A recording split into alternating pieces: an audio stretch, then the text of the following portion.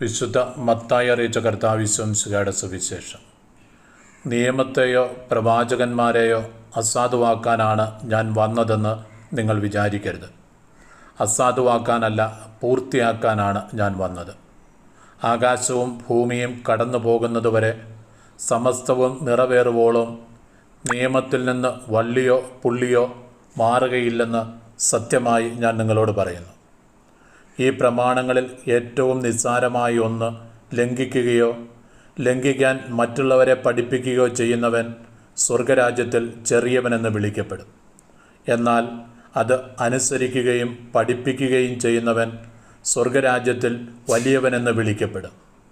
നിങ്ങളുടെ നീതി നിയമജ്ഞരുടെയും ഫരീസയരുടെയും നീതിയെ അതിശയിക്കുന്നില്ലെങ്കിൽ നിങ്ങൾ സ്വർഗരാജ്യത്തിൽ പ്രവേശിക്കുകയില്ലെന്ന് ഞാൻ നിങ്ങളോട് പറയുന്നു. കൊല്ലരുത്, കൊല്ലുന്നവൻ ന്യായവിധിക്ക് അർഹനാകും എന്ന് പൂർവികരോട് പറയപ്പെട്ടതായി നിങ്ങൾ കേട്ടിട്ടുണ്ടല്ലോ.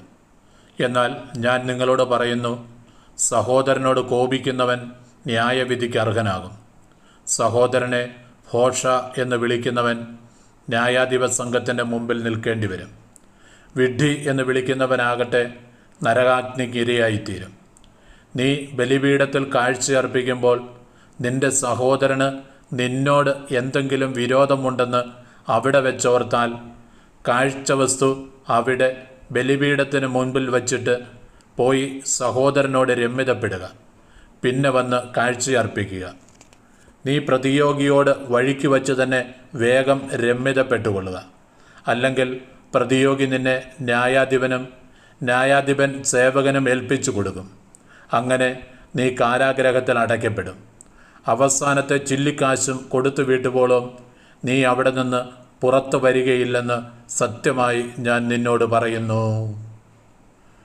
നമ്മുടെ കർത്താവായ മിശിഹായ്ക്ക് സ്തുതി.